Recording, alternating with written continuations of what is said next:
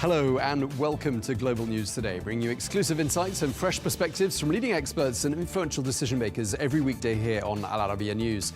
I'm Tom Burges Watson. Coming up on today's programme, fresh heated debate across the world as the US President-elect Donald Trump repeats his ambition to purchase Greenland. But the Prime Minister of Greenland says the country isn't for sale and never will be. President-elect Trump refuses to rule out using military force to retake the Panama Canal, which was returned to the United States to that country's control several decades ago. The mother of the former leader of the Proud Boys speaks to Al Arabiya News, hopeful that the US President-elect Donald Trump will keep his word and pardon the January 6th convicts.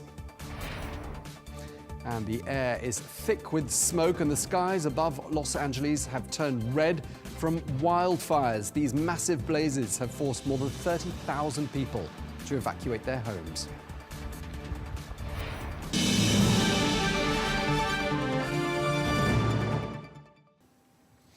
Hello and welcome to the programme. Greenland's leader is set to hold talks today with the King of Denmark. Well, their talks in Copenhagen follow on from statements from the US President-elect Donald Trump, who says he wants to take control of the vast Arctic island of Greenland. Well, Greenland is an autonomous territory of Denmark. Well, Trump's comments have sparked alarm and prompted France's Foreign Minister Jean-Noël Barrot to say that the European Union will not let other nations attack its sovereign borders. Well, NATO has not yet commented on Trump's plan to take over Greenland.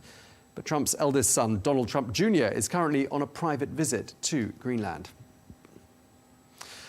Well, a tug-of-war is now playing out between Denmark and the incoming US President Donald Trump. Well, on the arrival of Trump Jr., the Danish king changed the royal coat of arms to prominently feature symbols from Greenland and the Faroe Islands. Well, historians say the stance by King Frederik is a clear message that he wants to retain Greenland. Well, Trump first said he wanted to buy Greenland back in 2019 during his first term as president. That was an offer that was quickly rejected by both Greenland and Denmark. Well, on the streets of Copenhagen, residents seemed rather puzzled by Donald Trump's plans. Well, I think it's a strange thing to do. I think it's a strange thing to threaten our allied countries, and I don't understand what he is doing, quite honestly. Extremely ridiculous. Like, if he wanted something from Greenland, or we have an alliance, we are allies. So this doesn't really respect that.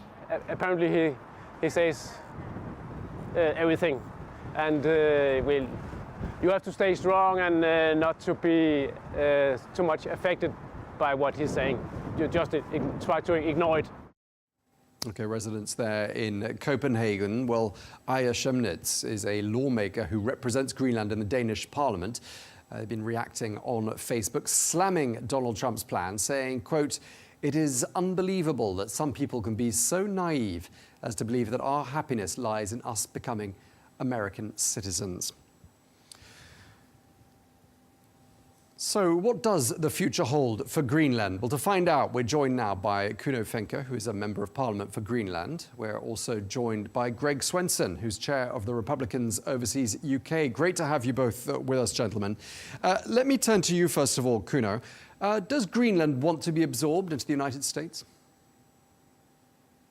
No, but we want to cooperate with the United States closer, and what is non-negotiable here is that Greenland wants to become a sovereign state, member of the UN and other international organizations. But we are fully aware that we need to cooperate with a bigger state. It could be Denmark. We have talked with Denmark in regards to a more equal cooperation, but it seems to not go that way.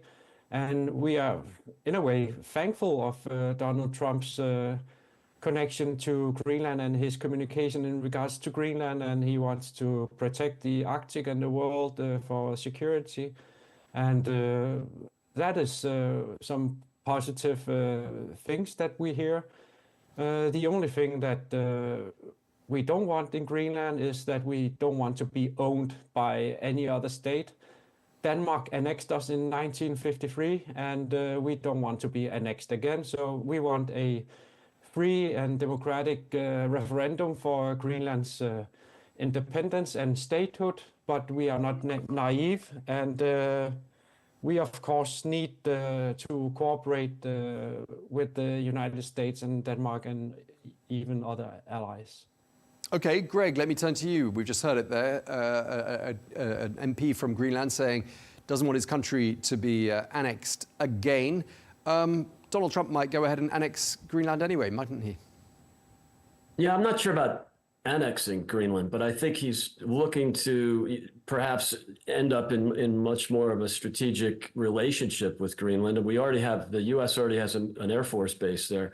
And so I think there's some merit to that extra cooperation. So I thought your guest, I won't try to butcher your name, I apologize, but was, that his response, his answer was really measured. Of course, people want to be independent. I'm not sure that Greenland can survive without subsidies from Denmark or from the U.S. if it were to be part of the U.S. So, but I'm really glad that there is that measured response and that there's some understanding that, how valuable Greenland is as far as defense and security goes. Again, we have a base there already. It's really critical for communications and satellite connectivity, as well as the fact that there's critical minerals underground, which I think would be better exploited, to use it's a funny word to use, but I do think that critical minerals are really important given the dependence on China for so much of that. So I think it would be important for some sort of strategic relationship between the U.S. and Greenland to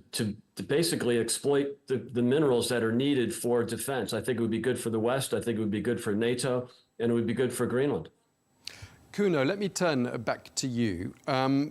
What we've basically been hearing from you as well in the first answer was that Greenland, a country of 57,000 people, a very small population, but a vast territorial space on the planet, is basically in a tug of war here. It's got to choose between being in the orbit of Copenhagen or in the orbit of Washington. Does that roughly sum it up? Not necessarily, but we can make a double compact of free association with Denmark and the US, where the US has more control in regards to the defense and security of Greenland, and we can cooperate with Denmark in some other instances. And the political organization can be made in many different ways. And I also agree with the other guy on the line here. I don't remember his name, but his name's Greg. We have to cooperate. Greg, meet Kuno. Kuno, meet Greg. Thank you. Yeah. Go ahead, Kuno. Yeah, we have to cooperate in regards to the economy, and the critical minerals are of utmost importance. We have vast energy from hydropower. We have possibilities in regards to oil and gas exploration and liquid gas, and if that is necessary for the security of our allies here in the West and NATO. So we also want to cooperate in regards to tourism, fisheries, and other kinds of businesses that can make our economy more sustainable and self-sufficient for Greenland, instead of the what you call the subsidy from Denmark. It's actually a contractual agreement that Denmark pays us around 4 billion Danish kroner a year. And I don't see it as a block grant as such. So it's a sort of a payment that they have a big area for sovereignty and maybe a saying in the Arctic, as a very small country Denmark is. Yeah, I mean, your Prime Minister, Mette Egede, and maybe you can correct me on my pronunciation when you give your answer there. He said before Christmas, Greenland is ours, we're not for sale, we never will be for sale. I mean, supposing the price was right, I mean, 57,000 people live in Greenland. If a really large sum of money was put on the table, it'd be quite difficult, wouldn't it, for people to refuse? No, it's a way of the past, and no states are for sale now, and I think it's a way of saying it. So Trump is usually saying that Denmark owns Greenland, and basically they have the sovereignty of Greenland. So we can say that Denmark owns us, but and we are already getting a payment from the so-called block grant, but we are not for sale, and that's for sure. And our striving for and ambitious for creating the state of Greenland as a sovereign state is non-negotiable. But we are absolutely willing to cooperate in other kinds of political, organizational solutions. And I just want to ask you as well, staying with you, Kuno, and we will come back to you, Greg, in just a moment, but I just want to ask you, I mean, before we cross to you both, we heard from the lawmaker who represents Greenland in the Danish parliament, saying it's unbelievable some people can be so naive as to believe that our happiness lies in us becoming American citizens. Kuno, do you want to become an American citizen? No, but I will say that the way of communicating that it is disinformation. It's trying to create tensions between allies and friends. So I would just say that, of course, we don't want to become citizens of other states. We are already citizens of Denmark that annexed us in 1953, and we don't want to have that. We want our own citizenship here in Greenland. That's why we want to become a sovereign state, but we are absolutely willing to cooperate in a compact of free association or any other means of democratic ways. Greg, let me come back to you. Donald Trump saying he's not ruling out the idea of using military force if it comes to that to take control of Greenland. I mean, what's he getting at here? Yeah, I think that might be, to a certain degree, trolling or just trying to throw a grenade in the room. This is something that he's done in the past, and they had conversations back in 2019 with the Danish government.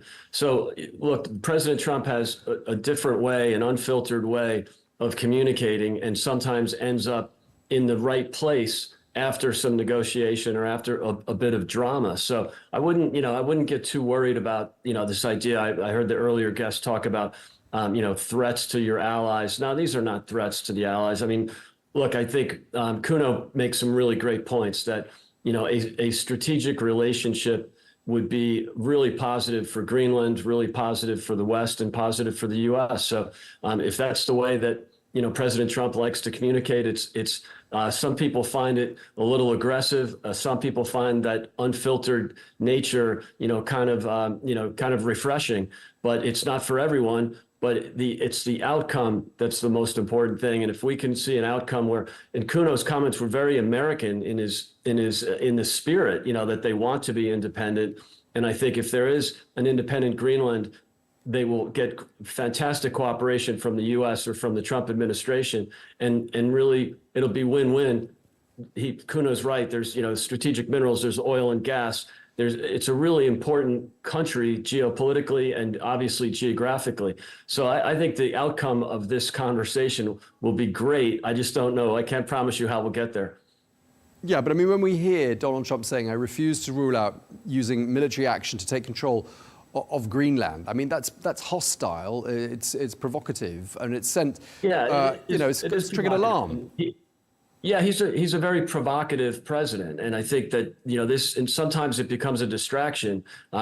Back when John Bolton was National Security Advisor and was reaching out to the Danish government, it was initially done through back channels, and many of us prefer that, but I do understand that President Trump's nature is to be provocative. And so that's just, I think, something that we got used to in the first term. Most importantly for President Trump and the new administration are the outcomes. And I think you'll see great outcomes from him.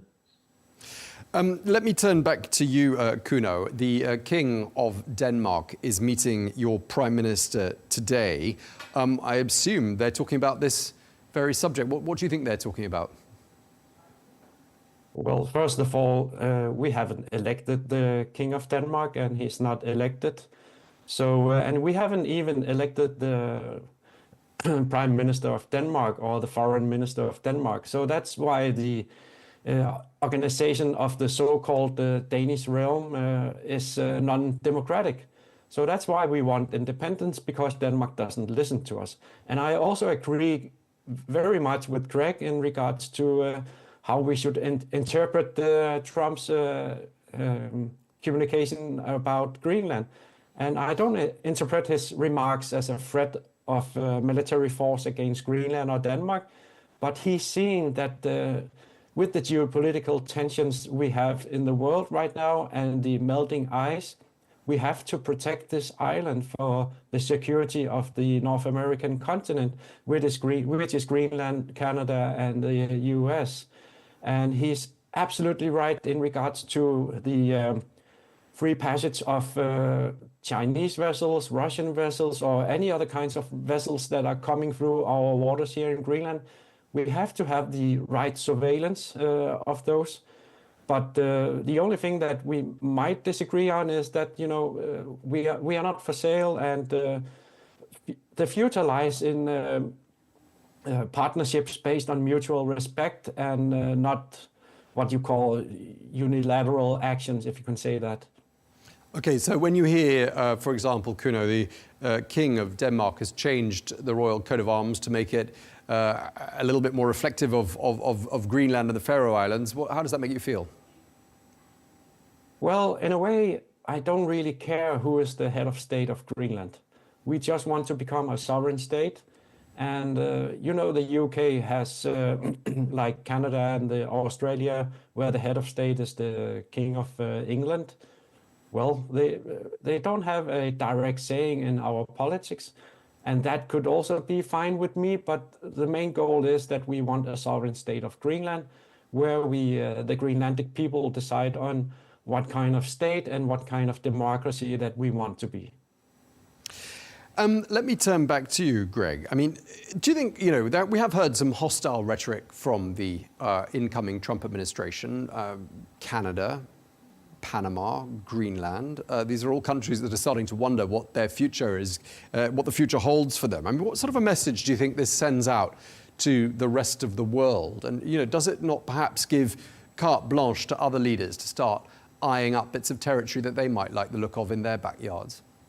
Yeah, I think, and unfortunately, we've seen some of that in the last 4 years, and I don't think there's any reason to advocate that. I think what President Trump is doing is being provocative. It's a word we've used a few times today, but also, you know, this goes back in history to the Monroe Doctrine, of course, and even James Polk, you know, 54-50 campaign to take more territory from Canada.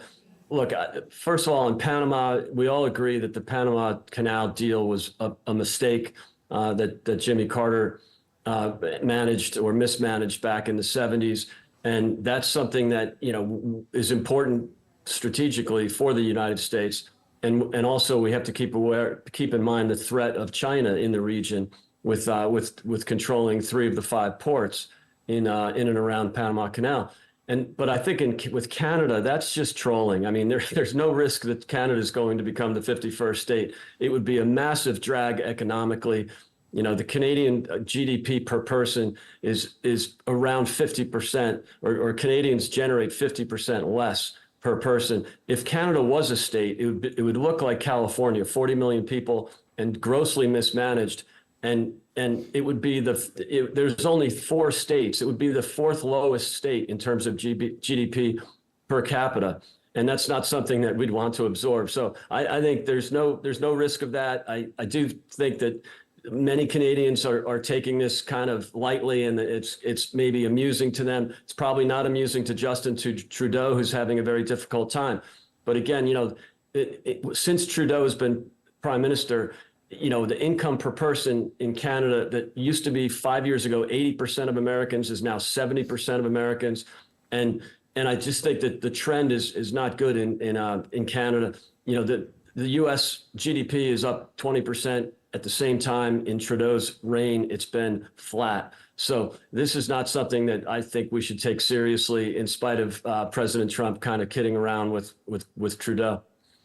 Okay, let me turn back to Kuno. Do you sound reassured by what you just heard there from Greg? And just as a follow-up to that, I'd like to ask you what kind of a reception Donald Trump Jr. has been given there in Greenland, because he's been visiting, I gather. Well, one of my good friends, Jørgen Borsen, He went to the Trump campaign in the US and helped them out in different states, and is actually also invited to the inauguration of Donald Trump. And he greeted Donald Trump Jr. here in Nuuk and chaperoned him in here. And I didn't attend those because I'm a politician, and they were here on a private matter to meet private people. So I left them alone, and but we are certainly open for his father to come here in a more official matter in the future. No problem with that. And if we can have a good relations with the U.S. and the Trump and administration and so forth, we will be very glad in regards to that. And I think he had a very good visit. They had a lunch with ordinary people here in Nuuk, where they FaceTimed with Donald Trump Sr. And he assured us through that video call that he will want to treat us very good here in Greenland. So the future doesn't look that bad for us, I think. Okay, so you don't think the prospect of war is a likely one. And do you think perhaps there's an opportunity here for Greenland, a bit like a child whose parents are divorcing, to kind of play one power off against the other, to play Copenhagen off against Washington, and come out with quite a lot of goodies? I mean, do you think that is something that realistically people in Greenland are thinking at this particular moment? There's 57,000 of us. If the price is right, let's go into the Washington camp. Well, once again, we are not for sale, but of course, we need our economy to be sustainable and sufficient here in Greenland, and we want to make money from our natural resources. That could be oil, gas, liquid gas, critical minerals, fisheries, tourism, whatever that could be. And even Alaska, the way they have done it, could be some kind of inspiration for Greenland in regards to how you divide the economy to the public and population. And, I don't see the communication from yesterday as a threat for war. It's not about Denmark and Greenland here, but it's about the security of the North American continent, and that is absolutely understandable. Okay, we're out of time. Thank you so much to both of you, Kuno, Fencker, and thank you as well to Greg Swenson. Thank you very much for your time to both of you.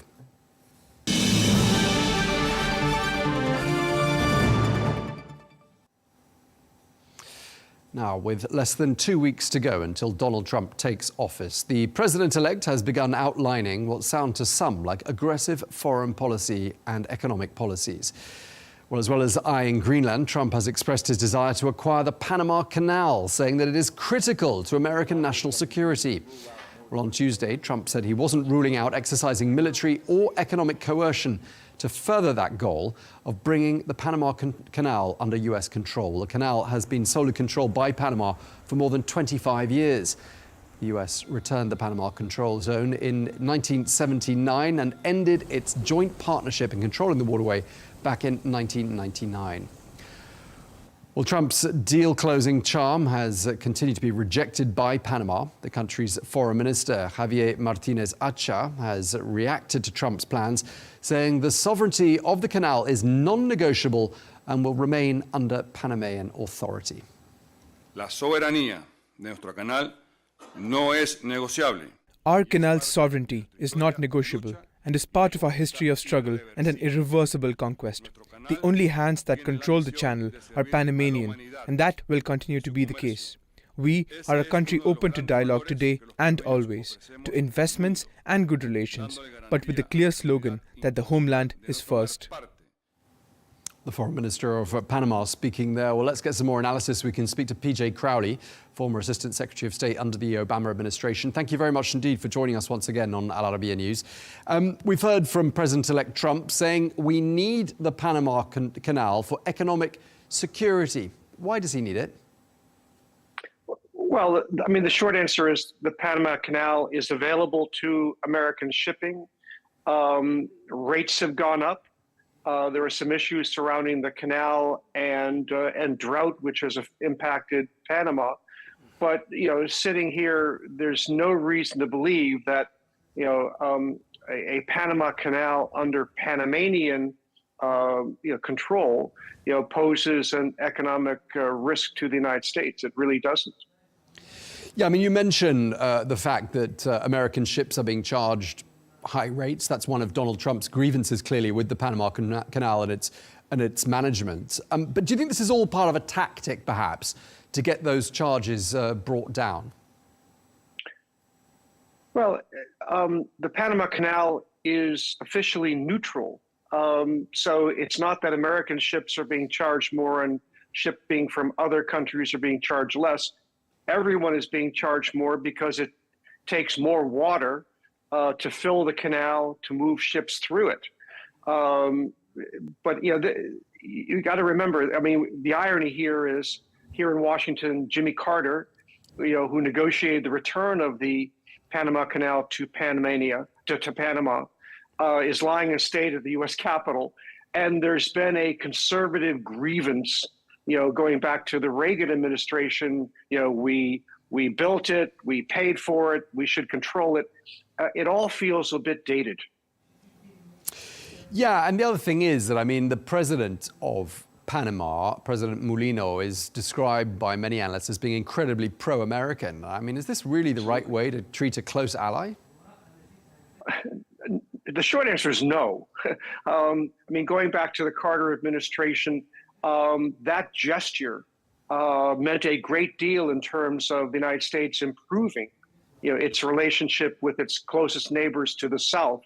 Nothing would destroy U.S. credibility, in Central and South America, than to send, the military, back to take control of the canal.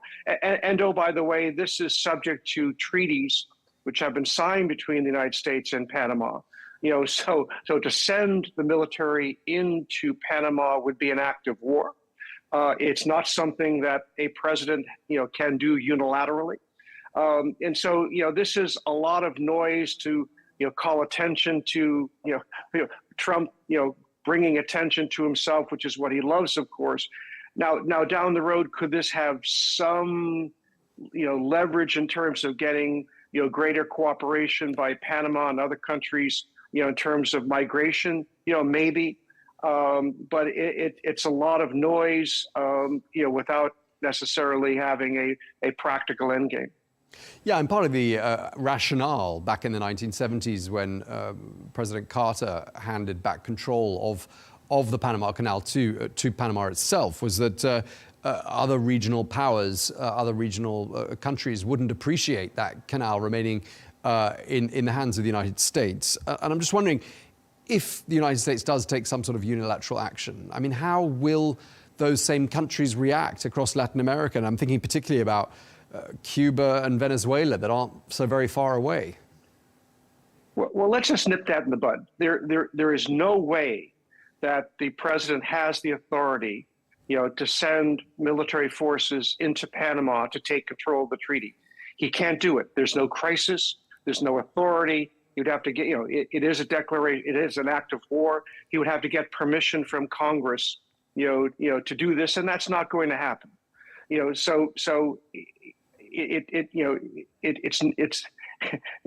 is Donald Trump making noise to draw attention to himself, which is something that we saw during his first term, and obviously something he's going to continue to do, during his second term in office. Yeah, so it sounds like you agree with the former U.S. ambassador to Panama, John Feely, who's quoted on U.S. media as saying it would take a war for the United States to take back the Panama Canal. I mean, do you think Donald Trump does want to start new wars? He says he doesn't. I mean, there's nothing in his mandate that would suggest that, getting embroiled in foreign excursions, whether we're talking about Panama, we're talking about Greenland, we're talking about the Middle East. He was elected for one reason. The Americans were dissatisfied with the state of the economy or their perception of the state of the economy. They're concerned about the southern border. and they want Trump to fix problems at home, not go out looking for problems abroad that don't exist. Now, again, whether he feels he can use this in terms of, a madman theory, some leverage in terms of future negotiations, okay, fine. But obviously, the fact that we're talking about him sending military forces to Panama or seizing control of Greenland or forcing Denmark into a negotiation it is not interested in, it really undercuts American leadership. Take Greenland, for example. This is exactly what the United States has accused Vladimir Putin of doing, in Ukraine. And so it just is a lot of noise that really undercuts Trump's credibility even before he enters office for the second time. Exactly. I mean, I was going to ask you, how might countries like Russia and China that have territorial expansion plans of their own, notably China with regards to Taiwan, how might they seize upon that very same behavior or those very same threats being used by Washington? Well, sure. And China has worked very hard to increase its influence in Central and South America. Russia has as well, less so. But this would be a boon, to China in our own hemisphere, because obviously, China, when it works its foreign policy, is not perceived as bossing other countries around. So even with the threat with no logical endgame, this is something that China in particular can use to curry favor with countries in our hemisphere, which again, undercuts potential U.S. influence. Yeah, and with regards to China, last month, President Trump said that Panama was allowing Chinese soldiers to control the Panama Canal. I mean, is there any truth to that? No. There is a Chinese international, port management company, that does help Panama operate the canal. By the way, that same Chinese company helps to operate the ports in the United States. But no, there's no current economic or military rationale for having the United States seize the Panama Canal. It's something we've spent the last 25 years growing the best economy in the world with Panama Canal controlling canal. He said this was built for military purposes. But again, that was something that might have been significant 100 years ago. But the fact is that the United States has a global navy and is operating today around the world, accommodating, Chinese or Panamanian control of the canal and moving through the canal when it needs to. That's, there's no crisis here that Trump, feels he has to solve. Okay, so what happens next with regards to Panama? And then I'll ask you a couple of questions about some of the other territories that we're interested in as well. But I mean, with regards to Panama, the president of the country, who we've agreed is very pro-American, President José Raúl Mulino, says the canal will remain in Panamanian hands. So what happens next? Do you envisage negotiations, some sort of talks? Well, I mean, let's draw a lesson from the first Trump term. We remember in 2016, he said, we'll build a Great Wall and Mexico would pay for it. And in the first phone call that he had with the Mexican president said, I can't do that, and the issue went away. No doubt whenever Donald Trump speaks with the president of Panama, he'll bring it up. The Panamanian side will say, hey, it's not yours to determine, it's ours. And the issue will evaporate. With regards to some other parts of the world, we were talking just now to some guests about the situation in Greenland. That's a territory that Donald Trump has expressed interest in on more than one occasion. In fact, he's not the first US president to express interest in Greenland. There have been various attempts to suggest that the United States purchase or acquire Greenland. What do you make of this? Is this a rational plan? Well, I've been to Greenland, and we have valuable bases there,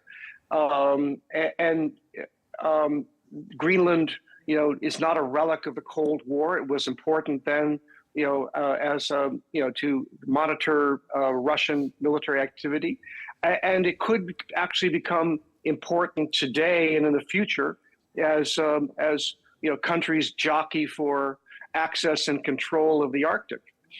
So there is a strategic logic behind focusing on Greenland, but this is exactly why you have NATO. Denmark is a NATO ally.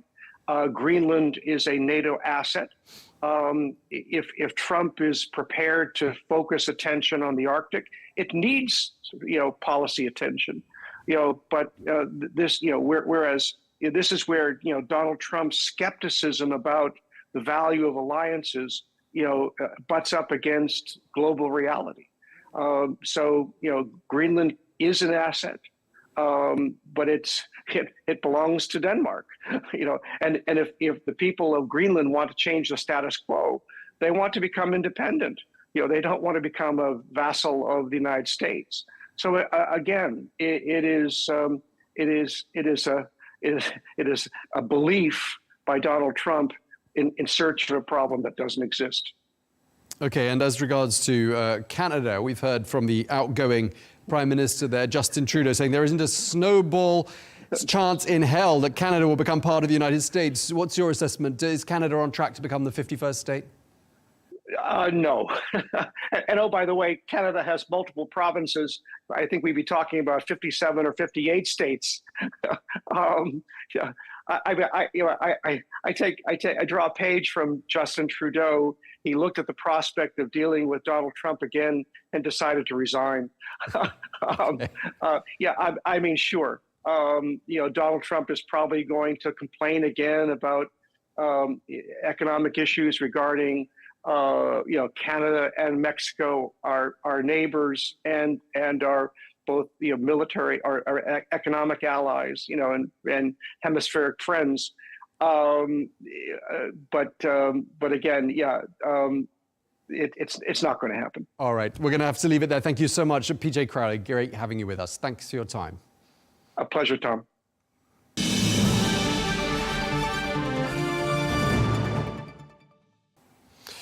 Now, as the US President-elect Donald Trump prepares to return to the White House on the 20th of January, one mother is waiting patiently for that day to come. This is Zuny Duarte, the mother of the former Proud Boys leader, Enrique Tarrio. Well, Tarrio was convicted for his role in the January 6th Capitol riot and given a 22-year sentence. That is the longest term given to any January 6th offender. Although the 41-year-old was not present during the rioting and was charged with remotely encouraging people to storm the Capitol, more than 1,500 people have been charged in connection with the riots, which saw 5 deaths and hundreds of injuries. Well, Tarrio's lawyer recently sent a letter to Donald Trump requesting for a pardon. Well, his mother, like many of the January 6th convicts, is eagerly waiting to see if the president-elect keeps his promises of clemency. People that were doing some bad things weren't prosecuted, and people that didn't even walk into the building are in jail right now. So we'll be looking at the whole thing, but I'll be making major pardons. President-elect Donald Trump speaking there. Well, let's cross now to Enrique Tarrio's mother, Zuny Duarte. Thank you very much indeed for taking the time to speak to us. As we were saying, you're the mother of Enrique, the 41-year-old former leader of the Proud Boys. Your son was given a 22-year jail sentence, as we were saying, the longest of anyone, the longest jail term of anyone convicted in connection with the Capitol riots. Tell us, first of all, how Enrique is doing and where he is right now. Thank you for giving me the time to be on your show. He's in Pollock, Louisiana at the moment. He's been there for, I believe, like a month now. So he's staying strong, head up, and hopeful, and that we get justice on this situation. Okay, and obviously January the 6th has just passed 2 days ago. That same process of election certification was taking place that was happening in 2021. This time around, there was no drama. Seems like there's a smooth transition of power there in the United States. But did a part of you think perhaps there could be another outbreak of violence? No, I never thought that. I think the American citizens voted on November 5th, and the outcome was what it should have been years ago. So I think everybody was happy, and I didn't expect anything to happen. Okay, so of course, January 6th anniversary has just been marked, the 4-year anniversary. Your son was labeled a primary organizer, but he wasn't actually there, was he, at the Capitol when the riots broke out? Just tell us a bit more about what his role was. Well, there's a difference about being there or not being there. He was not there, obviously, and also he did not plan or conspire at any point. So yeah, it was he was labeled. I'm glad that you used that word.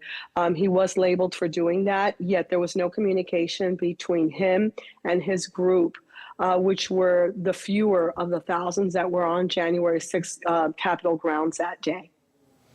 But it's been quoted in various reports that his social media interactions were intercepted. He's quoted as saying, "Do what must be done." In another message, he's reported to have said, "Make no mistake, we did this." I mean, does he deny having had a role now? Yes, he does deny having a role because we did this is a lot of people, the thousands of people that were there actually did that. They protested and they used their freedom of speech to let the government know that they did not agree with the outcome of the elections the year before. So yes, and going back to those text messages that you say, they were all taken out of context, and yes, they were published, but nothing indicates that there was a conspiracy or a plan to commit any kind of overthrowing the government or insurrection. There was no arms that day. And again, Enrique's group was a small group compared to the thousands that were there, American citizens that were on the ground that day. Yeah, I mean, your son would have been there, wouldn't he, were it not for the fact that he'd been arrested a couple of days beforehand for burning a Black Lives Matter flag outside a church in D.C. I mean, he would probably have been there, wouldn't he? He would have been there. So that creates a lot of questioning whether things would have been different in the sense of his particular group, because he cannot control, again, the thousands that were there. But maybe things would have been a little bit more calm. And, you know, but he was not there. Bottom line is he wasn't there to be able to say or control or do anything of that sort. I mean, not so long ago, and a long time after those events of January the 6th, I think it was in September 2023, he called the Capitol attack, quote, a national embarrassment. He said he'll have to live with the shame of that for the rest of his life. I mean, it sounds like he really regrets what happened. I mean, do you think he regrets what happened, or do you think that he regrets the fact that he got caught and sent to prison? No, I don't think he got caught doing anything, honestly. And there's no regrets. If you regret, you don't live. And there's no regrets. Whether it was a shame what happened on that day, that's true. A lot of it was also the not planning of the government or not using the proper forces, knowing that there was a January 6th coming up, and you know, knowing those that had the power to do something did not. There was a lot of FBI agents on the ground. We know that at this point. There was a lot of undercover people on the grounds that day, and they weren't prepared for that. But I don't think there's any regrets. I think we all regret that happened the way it happened. But there's no regrets that we have a right to protest and you know, exercise our freedom of speech. What went through your mind when you watched the events unfolding at the Capitol? I mean, I expect, like millions of other Americans who were watching live footage from D.C., the like of which no one's ever seen before. It was surprising. We were proud that Americans were there. Most of us were sitting home, and there was thousands of people doing what we wanted them to do, to protest, to let the government know. So it was a mix of emotions. Again, things didn't go as calm as they should have gone. But then there was a lot of, you know, insight from the government that could have been avoiding other issues that happened. Yeah, I mean, within a day and a half of January the 6th happening. I mean, 5 people had died. Of course, there were dozens of people, not least police officers, who were severely injured. I mean, some parents and loved ones aren't going to have the opportunity that you might have now to be reunited with someone they love, namely your son. I mean, do you think it's fair on them that your son should be freed from prison? Yes, I do think it's fair. I think it's fair for all these men to be given their lives back. Ashley Babbitt was a veteran, and her life was taken by a Metropolitan Police officer. So we only not think of the police officer, we think of the civilians, that this all could have been avoided. My son was not the director of this or the head of that situation. These men are American men, and they have been imprisoned without bond for 4 years for going into the Capitol. Most of them were let in by Metropolitan Police officers and directed as to where to go. We see part of the videos, but we must see them all to get a proper vision of what happened there that day. If some officers, one officer died, he committed suicide, and maybe that officer shouldn't have been in the force to begin with if things would be checked properly by the government. Have you ever been in contact with any of the families of any of the people who were injured or killed as a result of January 6th? No, my son's doing 22 years, and I haven't been contacted either. My son is in a federal prison, going hungry and cold a lot of the times. We're all a victim in this, so it's time to settle and forgive and start a new nation. When you say he's going hungry, I mean, is he being deprived of his rights in prison? Well, he's been in solitary confinement most of the time that he's been there. He's been moved 35 times since March 8th of 22. So to a certain point, he is deprived not only of his freedom, but of a lot of human rights that we have. I mean, he was the chairman of the Proud Boys. You're his mom. Did you ever worry before any of this happened about him getting mixed up in this kind of thing, or did you give him your full support? My son always has my full support. He is a good man. He was a chairman of the Proud Boys, which is a group that helped against Antifa in a lot of senses. And we need to raise awareness about that Antifa was a bad group of people, and Proud Boys defended a lot of the communities against that type of attacks.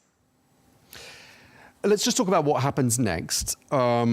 Your son was offered, I understand, and correct me if I'm wrong, he was offered a plea deal, but he rejected it. I'm just wondering why he did that.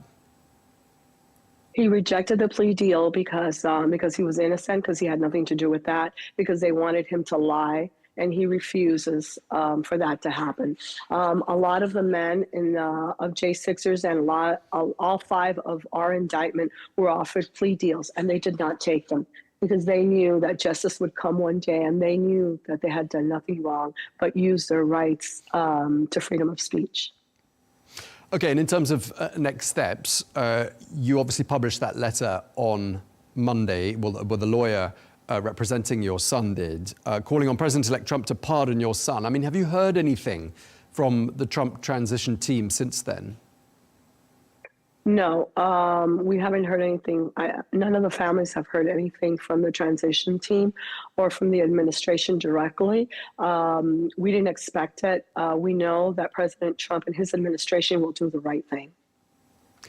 I mean, there is one catch, which is that during the trial, Enrique's lawyer, Naib Hassan, actually blamed Donald Trump for what happened on January the 6th. And he said, quote, "It was Donald Trump's words, it was his motivation, it was not Enrique Tarrio. They want to use Enrique Tarrio as a scapegoat for Donald J. Trump and those in power." I mean, do you think that's likely to weigh on the mind of Donald Trump as he decides which people to give the pardon to?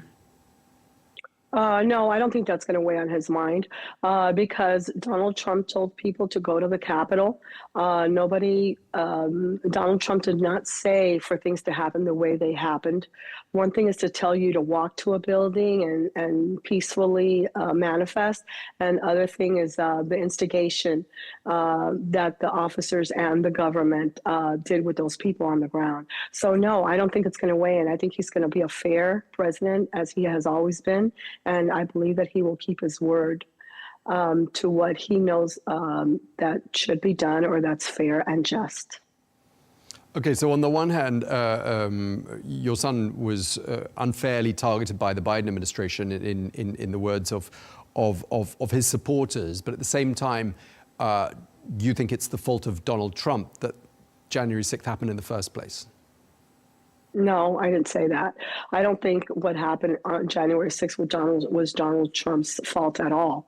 I think he made a comment and people went to the Capitol, walked to the Capitol after hearing him. But I don't think it was his fault at all. Absolutely.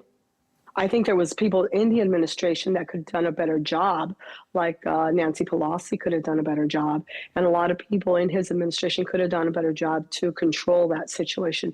But I don't think it was Donald Trump's decision of what happened that day. I don't think that at all. But Enrique's lawyer did say they want to use Enrique as a scapegoat for Donald J. Trump. I mean, it does sound like he thinks it was Trump's fault. No, we don't think it was fun. I don't think Attorney Nayeeb Hassan said it in that fashion. I think, yes, it has been used as a scapegoat now after the Biden administration. Yes, absolutely. He was used. His face was used by the DOJ, the empowered and weaponized DOJ and the FBI to make a point. And actually, if you ask me personally, I don't think prosecution did a good job at all. I think the fact that the trial was in a D.C. courtroom made a world of difference with 12 jurors that from the D.C. area. And now we know after elections that 97 or 98% of those jurors were probably Democrats. So we had no chance at all going in. Whether he was used as scapegoat, definitely yes, he has. What do you think Enrique will do if he is pardoned? I'm not sure. I guess that's a question for Enrique to answer. For sure, he's going to enjoy his life a lot more. But I don't know what his political views will be after he is released. Do you reckon he'll go back to working with organizations like the Proud Boys? Or do you think do you detect from what he's saying that he'd, because we did hear remorse from him, we did hear some regret from him during the trial. Do you think he'll perhaps do something completely different with his life? He may do something completely different with his life. Again, there was no regrets, but there is regrets as to the time that he did not spend with family to dedicate to his political visions and to the Proud Boys. So in that aspect, there may be major changes. Yeah, and Zuny, just lastly, I can imagine this has had a huge impact on you personally. I mean, a massive ordeal for a parent to go through. What are you going to do if your son is free? What will be the first thing you do? Oh, God, give him a huge hug. This has been a big, horrific situation that I never thought I was going to be in. He's been in jail for 4 years. He's been in a cage for 4 years. So for us, it means the world to have these men have their lives back, not only Enrique. We're talking about thousands of American citizens and young men that need to get their lives back. So it's going to be a big change. Even in my life, it will be a big change. Okay, well, we really appreciate you taking the time to speak to us. Zuny Duarte, thank you very much indeed. Thank you, Tom, for having me on. I really appreciate your time.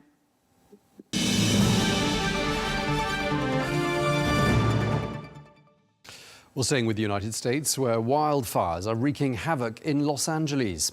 A raging blaze has forced more than 30,000 people to flee, with strong winds fanning the flames towards the city. Well, around 200,000 people are estimated to be without power. Well, evacuation orders are in place in several areas around LA. And another major blaze is raging northwest of Los Angeles, and that too is prompting further evacuations. Well, footage coming out of the affected areas show thick black smoke and burning vegetation for miles as residents frantically try to escape what can only be described as apocalyptic scenes. Well, firefighters and other safety personnel are out in full force, but they're struggling to contain the blazes.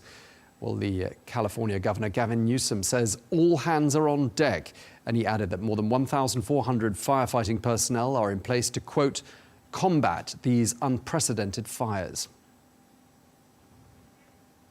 Well, the National Weather Service has issued the highest alert for extreme fire conditions for much of Los Angeles County right up until the 9th of January, predicting wind gusts of up to 160 kilometers per hour in some areas. Well, low humidity and dry vegetation from a lack of rainfall have proven to be a dangerous combination of factors, described by the National Weather Service as, quote, about as bad as it gets in terms of fire weather. Well, let's get the latest now, and we can speak to Margaret Stewart, spokesperson for the Los Angeles Fire Department. Thank you so much for speaking to us at what's no doubt an extremely busy time for you. We understand there's more than one wildfire in the area. What's the status of the fires? Are they spreading? Well, they're all individual fires that weren't, they're not a part of an extension of each other. So, you know, our main one we have is down in Pacific Palisades. That's the one that started yesterday morning about 10:30 here. Our second one is up in the valley north of Los Angeles, in the north end of Los Angeles. That's called the Hearst Fire. And then Pasadena, which is a separate city with a separate fire department, has a fire that's kind of in the northeast. It's a town called Altadena. So that's southeast of the Hearst Fire, but a distance away. It's not a situation of those being created off of one another. And then we have a much smaller fire in what's an area called the Sepulveda Basin, which is a big open field area. There's no homes threatened in that fire. Okay, so clearly a huge challenge for firefighters. I gather your teams are using aircraft to douse the flames. I mean, are they being effective? Are the fires showing any signs of being contained at this stage? Well, unfortunately, the winds are so extreme that our aircraft were grounded as of about between 7 and 8 p.m. last night. We have winds gusting over 80 miles per hour, which is hurricane force winds, and it grounds our rotary wing and fixed wing aircraft. We're hoping the fixed wing have a higher threshold for winds. They're able to fly in more severe winds than our helicopters can. So we're hoping the fixed wing will be able to get up this morning, but the winds are not forecasted to improve. They're going to be sustained, which will likely keep our helicopters on the ground. And that's what makes this so difficult, because a wind-driven fire like this, we can't just stop it on the ground. We need the air support. So our priority is protecting life and defending structures to the best of our ability. I mean, as you say, a really dangerous combination of factors that have made the job of containing the fires all the more difficult. And, you know, it just sounds like listening to Governor Gavin Newsom that it's no longer fire season, he says, it's fire year. I mean, it suggests that you're going to be seeing more of these kinds of fires. Does that sound right to you? You know, we don't get a lot of precipitation here. You know, over this winter, we've had less than a half an inch of rain in Southern California. So that's year on year. You know, we have been in a drought for a very long time. And while one season we might get more rain, the vegetation grows and then it dries out. So we now have more brush to burn. Our society now, where we have all of these beautiful hills, people want to build their homes. And so we have homes, you know, right inside all of these hills and the vegetation. And it results in this sad situation when the winds are so strong that the fire runs and we just can't stop it from the ground. And unfortunately, you know, there are a lot of homes that are being lost. There are, and we've received reports about those, and we've received reports that at least 30,000 people have been evacuated. But do you think it's likely that some people could be trapped in areas that simply aren't accessible? Well, the evacuation started, you know, yesterday late morning in the early afternoon. So most of the Palisades area has been fully evacuated. Our law enforcement partners, LAPD, helped manage that physical evacuation of getting into all the areas. We received a lot of 911 calls from individuals who weren't able to get out of their home. A lot of times it's a mobility issue or they need help. So one by one, we had resources sent up to assist those people. It of course is entirely possible that there are still people remaining in isolated areas, but we don't currently have reports of that. But I mean, these fires sound like they spread so fast. I'm just wondering whether there was actually time enough to issue the warnings of the approaching fires and for people to get out in time. Well, so we knew these winds were coming. And for the last several days prior to this fire, we had been messaging all of our communities. We have a program we call Ready, Set, Go. And it's all about having an evacuation plan, having an evacuation go bag ready, and being prepared for an evacuation. Unfortunately, you know, human nature, and we think, oh, it's not going to happen to us, we'll be okay. And combined with people wanting to stay and protect their home, which we understand, but we know, given the environment, you're not going to be able to do anything with a garden hose to protect your home. And when you stay and you evacuate late, you know, it makes a more challenging situation. I mean, as you've been talking, we've been looking at devastating scenes of homes being destroyed. I mean, the screen very much a scene of flames. Again, your governor in California has declared a state of emergency, and I'm assuming that means extra resources will be earmarked for California. I mean, do you have enough resources? Do you have what's necessary? And can other fire departments in other states help you out? So we have a state fire service agency called CAL FIRE, and they manage bringing resources from outside of our region into a fire like this. So we have our first line of defense is our department. We have a robust department, 3,500 sworn members. We had augmented resources. We had 14 extra fire engines that were staffed and placed in these high-risk areas, so we could provide an immediate response. We also have what's called mutual aid, which is where our neighboring agencies like LA County, Santa Monica, Beverly Hills, when we have an immediate need, we respond in and assist, just like we go to help them. So we also had them in place. And then it will be followed up by additional resources provided by CAL FIRE. So we have the resources. That's not the challenge right now. The challenge is the weather. And just lastly, and I'll let you go, I mean, any signs that the weather could be set to change, or any circumstances might perhaps mean that there is some respite and some of those fires can be contained? The winds are not forecasted to improve in the immediate future, basically through today. The worst of the winds were yesterday afternoon through today. So we still have a fight in front of us. All right. Well, thank you very much indeed. We really appreciate you taking the time to speak to us. Margaret Stewart at the Los Angeles Fire Department, thank you.